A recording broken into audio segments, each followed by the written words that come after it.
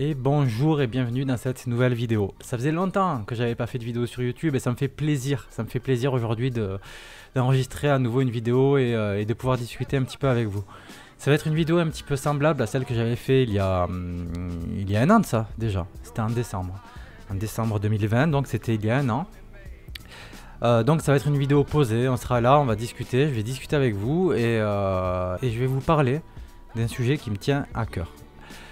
Aujourd'hui, il s'est passé quelque chose, c'est peut-être pas l'événement le plus important de ma vie, mais un des événements les plus importants de toute ma vie. Et il faut que je vous en parle. De toute façon, vous avez vu le titre, vous savez de quoi il s'agit. Et j'avais besoin d'officialiser la chose, vraiment. Donc j'avais besoin, là, de faire une vidéo et d'en parler. Puisque de toute façon, c'est comme ça que je suis au monde. Je fais des vidéos et je partage avec les autres mes expériences. Bon, la dernière vidéo que j'ai fait, elle était pas très joyeuse. Elle était pas très joyeuse parce que je vous expliquais pourquoi j'avais arrêté de faire des vidéos et que je n'étais pas sûr d'en refaire un jour. J'espérais en refaire un jour, et j'espère toujours en refaire, mais c'est toujours un petit peu délicat dans la démarche. Quand on a arrêté comme ça depuis un moment, c'est difficile de se remettre dans le bain, de se remettre dans l'état d'esprit. Et puis aussi, on a peur du regard que les autres vont porter parce que il y a forcément, même si on n'est pas nombreux ici, il y a forcément une attente d'un format particulier ou de choses en particulier. Et peut-être que quand je vais reprendre un jour, si je reprends un jour, j'aurais pris un virage à 90 degrés. Qui sait? Qui sait? Bon, je ne m'engage à rien. Bon, en tout cas, c'est pas de ça que je vais vous parler aujourd'hui. Aujourd'hui, c'est beaucoup plus joyeux puisqu'il s'est passé vraiment un des événements les plus importants de toute ma vie. À savoir que ça fait depuis 2017 que j'ai appris que j'avais un handicap. J'ai appris que j'avais un handicap en parlant avec un pote qui a lui-même été diagnostiqué sur le tard et qui me dit Raph, tu devrais te renseigner là-dessus. Je pense que la personne regardera. Merci. Bon, je me suis renseigné. Pas immédiatement parce que c'est le genre de truc qui rentre dans une oreille et qui ressort par l'autre. Mais c'est vrai que quelques mois plus tard, j'ai commencé à me renseigner sur le truc. Et là, je me dis, mais putain, en fait, c'est le récit de ta vie, quoi. J'ai commencé à regarder des témoignages de gens qui expliquaient un petit peu ce qu'était leur quotidien, ce qu'a été leur enfance et tout. Et ça a fait beaucoup écho en moi. Donc, qu'est-ce qu'il s'est passé? J'ai été voir un spécialiste. J'ai été voir un spécialiste qui m'a diagnostiqué, qui a fait tout un travail sur moi et qui m'a dit oui monsieur, vous avez cet handicap là qui vous invalide à plus de 80% dans les tâches du quotidien. Bon, très bien, c'était un pas de fait, mais à partir de là, j'ai voulu que mon handicap soit reconnu par l'administration. Donc j'ai commencé mon dossier en 2018 et là je viens d'avoir une réponse favorable aujourd'hui à mon dossier et donc officiellement je suis reconnu comme un adulte en situation de handicap. Et ça fait du bien. Ça fait du bien parce que je vous parlerai de ça après. D'abord j'aimerais vous parler du handicap en question. Qu'est-ce que j'ai? J'ai des troubles du déficit de l'attention avec ou sans hyperactivité. Alors pour la partie hyperactivité, chez moi c'est très variable. C'est-à-dire que si je suis dans un environnement qui me plaît, je peux très vite devenir hyperactif et ce sera difficile de me suivre. Par contre, ou ça dépend aussi des personnes avec qui je suis. Par contre, si je suis dans un environnement dans lequel je me sens bof, là c'est tout l'inverse, je deviens très rapidement hypoactif. Et ça c'est pour la partie hyperactivité. Quand on parle de troubles du déficit de l'attention, on ne parle pas de l'attention, celle qu'on mesure au poignet, hein, on parle de concentration. Comment ça se traduit au quotidien? Bon, alors là c'est le moment où je vous dis que je n'ai pas du tout préparé cette vidéo, j'ai posé ma lumière, j'ai sorti mon micro, j'ai allumé ma caméra. Donc je suis en totale improvisation, donc désolé si je pars un petit peu dans tous les sens. Je pense que c'est un petit peu comme ça que cette vidéo va terminer. J'essaye de structurer malgré tout. Hein. Donc, comment ça se traduit au quotidien? Au quotidien, non, déjà je vais commencer plutôt par les raisons. Quelle est l'origine du handicap? Ce handicap, on ne peut pas y remédier. c'est impossible d'y remédier. On peut mettre en place des choses pour le contourner, pour l'encadrer, pour améliorer le quotidien, mais on ne peut pas le soigner. Ça ne se soigne pas, on est avec, on meurt avec. Pourquoi on a ce handicap? On a ce handicap à cause d'un déficit hormonal. C'est-à-dire qu'on va avoir un déficit en dopamine, un déficit en sérotonine, et souvent le déficit des deux engendre un déficit de mélatonine, qui est l'hormone du sommeil. Les deux premières hormones sont des hormones liées au plaisir et à la récompense. Donc ça veut dire que dans les tâches du quotidien, on ressent avec beaucoup moins d'intensité la sensation d'accomplissement et le plaisir. C'est beaucoup plus compliqué d'accéder au plaisir. C'est comme ça, par exemple, qu'on finit par se tourner vers des sports extrêmes. Je pense par exemple au stunt, ou qu'on se met dans des situations à risque, ou qu'on fait chier son monde parce qu'on fait trop de bruit. Parce qu'on va chercher, on a besoin de vivre des moments très intenses pour retrouver le plaisir qu'on a du mal à ressentir au quotidien. Sauf que ça ne se traduit pas que comme ça. L'attention, c'est comme un sens supplémentaire. C'est quelque chose auquel on fait appel de façon constante au quotidien pour organiser les tâches, pour y penser. Et par exemple, je pense que ça se manifeste chez les gens quand ils ont un truc à faire dans une pièce, dans une autre pièce, ils y vont et quand ils arrivent dans la pièce là-bas, ils se disent mais qu'est-ce que je fais là? Bon ben ça, moi, ça m'arrive tous les jours au moins une centaine de fois. Au moins. Et pour la partie administrative, vu que j'ai du mal à prioriser les tâches, vu que toutes les tâches m'apportent la même sensation d'accomplissement, une tâche peu importante m'apportera la même sensation d'accomplissement qu'une tâche très importante. Donc si j'ai par exemple, j'en sais rien moi, une facture importante à payer et à côté de ça je vais devoir promener mon chien, je vais pas avoir le sens des priorités. Donc je vais peut-être promener mon chien, puis après je vais m'occuper de faire le ménage chez moi, et puis en fait la journée est passée, j'ai pas fait mes papiers. Voilà. Bon, et ça en fait c'est un cumul de choses qui font que c'est très incompatible avec le monde du travail. Parce que l'attention, on le réalise pas quand on est doté d'une attention normale, mais quand on œuvre, quand on est dans un travail, et je parle de n'importe quelle forme de travail, parce que j'ai autant été dans un travail normal, c'est-à-dire un travail sous contrat, avec des horaires fixes et des vacances et tout le bordel, autant que j'ai été indépendant, la vidéo, et dans les deux c'était très compliqué, parce que pour compenser mon manque d'attention, j'étais dans une surconcentration constante, et en fait c'est très fatigant. C'est comme si vous, pour penser à faire un truc, ben, c'est exactement ce qui se passe de toute façon, vous deviez vous la répéter dans votre tête de façon constante, jusqu'à ce que ce soit fait. Sauf que quand on travaille, ou même dans le quotidien, ça me le fait même au quotidien sans travailler, sauf que lier les deux c'est compliqué du coup. Mais ça fait que par exemple, on va dire, quand je travaillais en grande distribution, il fallait que, j'en sais rien, que je mette tel soda en rayon, et ben en fait il fallait que j'y pense de façon constante, mais en même temps je devais penser à faire tel appel à telle personne. Et en fait il faut que j'y pense non-stop. Je peux pas le mettre dans une case, dans un coin de mon cerveau, et puis y revenir plus tard. Sinon ça passe à la trappe et je ne le ferai jamais.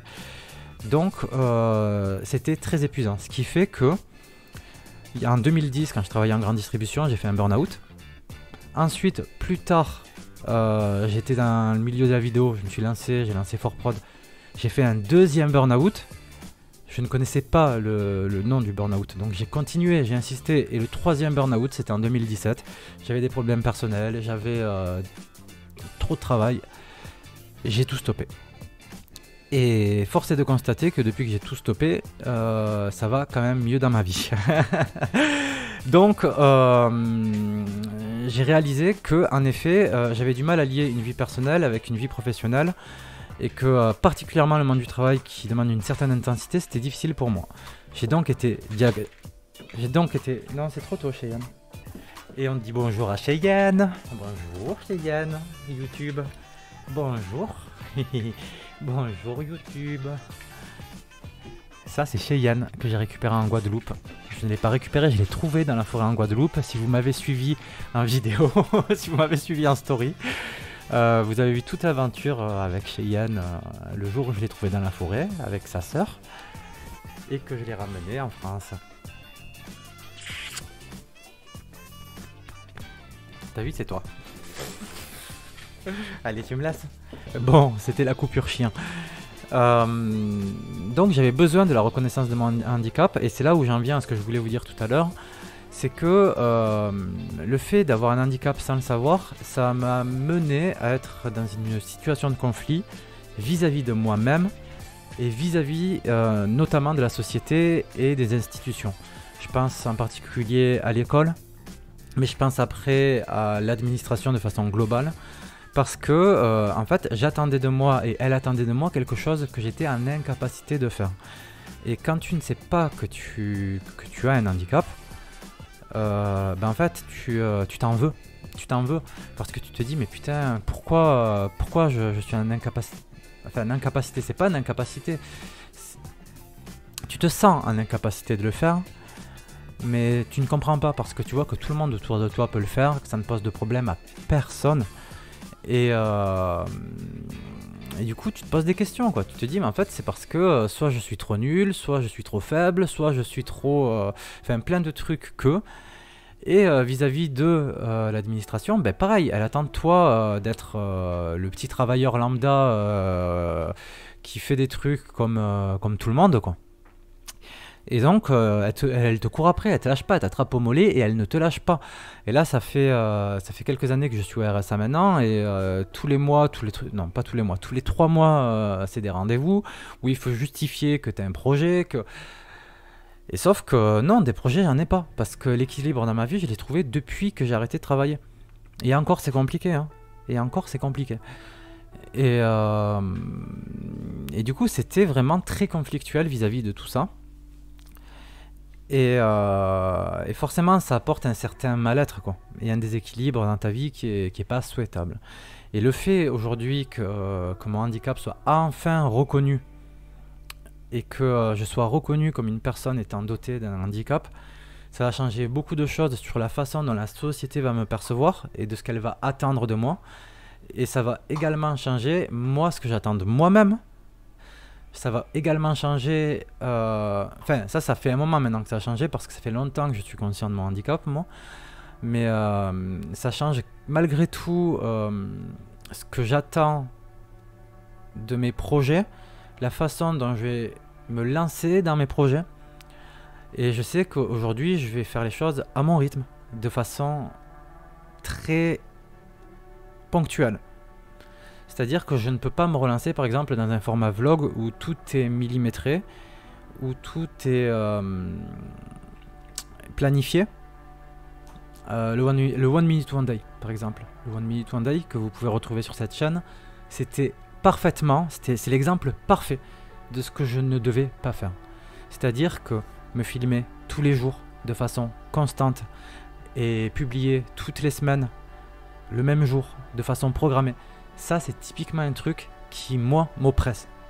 Je peux pas faire ça, en fait. Et déjà, par rapport à mes insomnies, ça m'oblige à tenir un rythme que mon corps a du mal à soutenir.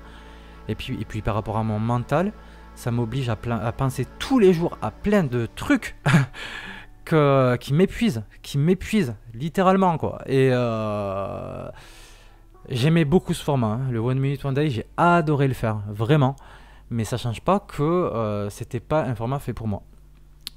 Le format des vlogs, c'est un format que, pareil, j'ai beaucoup aimé. De toute façon, si aujourd'hui je suis face à une caméra en train de vous parler, c'est typiquement parce que j'ai fait des vlogs, que j'ai aimé faire des vlogs, que j'ai appris à parler à une caméra, que j'ai appris à aimer ma gueule devant la caméra, que j'ai appris à apprécier ma voix, parce qu'au début, quand on s'entend, c'est pas évident, donc on apprend à poser sa voix, on apprend à communiquer, hein. Et tout ça, c'est des trucs que j'ai pas forcément envie de perdre. Donc, je m'entraîne régulièrement face à une caméra. Et puis, je pense que dans les semaines à venir, je vais avoir une annonce à vous faire par rapport à ça. Je reste mystérieux. Mais voilà, donc, je voulais vous parler de ça. C'était important pour moi. C'était important d'officialiser le truc. Pour moi, pour mes proches. Je voulais vraiment, vraiment marquer le coup. Parce que je pense que c'est une étape importante dans ma vie. Ça ne va pas changer les choses que par rapport à ce que je vous ai dit. Financièrement, je vais être plus soutenu aussi. parce que vu que je suis en incapacité de travailler, la société estime que j'ai le droit malgré tout d'avoir une vie plus digne que celle qu'on a au RSA. Je m'en sortais au RSA, mais c'était difficile, hein. C'était plus difficile pour me projeter, c'était plus difficile pour avoir des projets. Et là, tout ça, ça va pouvoir se débloquer un petit peu. Et puis, je vais avoir aussi de l'aide humaine. Et je pense que c'est important. Je pense que ça, c'est important parce que pour tout ce qui est administratif, déjà, c'est très difficile. Et pour l'organisation du quotidien, je pense que je vais avoir des trucs à mettre en place. Mais il y a des trucs que moi, tout seul, je vais pas y aller peut-être naturellement. Et peut-être qu'une aide extérieure, un regard extérieur va me permettre de mieux m'organiser. Voilà, voilà. Je suis vraiment content aujourd'hui de faire cette vidéo. C'est une putain de bonne nouvelle. Vraiment. Je sais qu'on ne devrait pas... c'est pas le fait d'avoir un handicap. Le handicap, je l'ai depuis toute ma vie. Il me casse les couilles depuis toute ma vie. C'était un boulet quand j'étais à l'école. Ça a été un boulet quand j'étais au travail. C'est un boulet que je vais me porter toute ma vie. C'est pas mon handicap que je célèbre aujourd'hui, c'est sa reconnaissance. Vraiment, j'insiste là-dessus. Un handicap, je souhaite à personne d'avoir un handicap, c'est de la grosse merde. Quel que soit le handicap, il y en a des plus graves que d'autres. Le mien, c'est pas le plus grave de tous, mais ça change pas qu'au quotidien, c'est un fardeau. Mais vraiment, aujourd'hui, c'est un jour pour moi qui se célèbre. Tout à l'heure, il y a encore 4 heures, là, 5 heures, j'étais en train de m'enjailler à la maison, la musique à fond, parce que putain, enfin quoi. Enfin, c'est... Et voilà, voilà. Je tenais vraiment à faire cette vidéo, c'est fait. Je vais malgré tout conclure de façon normale sur les médias sociaux, c'est comme ça qu'on fait, il paraît. Si vous avez aimé cette vidéo, si elle vous a apporté un truc, si vous souhaitez que j'approfondisse sur le sujet, parce que cette vidéo était totalement improvisée, elle n'était pas écrite, donc il y a plein de trucs que j'aurais pu vous dire, comme notamment mon parcours scolaire. J'aurais pu vous en parler. N'hésitez pas à me le dire, peut-être que je pourrais vous éclairer sur certains trucs. Je pourrais approfondir un peu le sujet, je pourrais écrire un truc, en tout cas écrire les grandes étapes d'une vidéo plus structurée. Donc n'hésitez pas à commenter, n'hésitez pas à laisser un pouce bleu, partager. Vous pouvez également me suivre, vous aurez tous les liens dans la description de cette vidéo.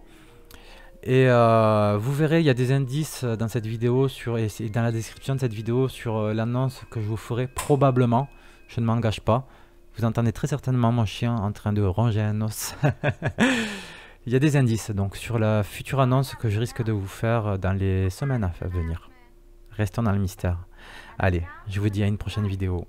Ciao.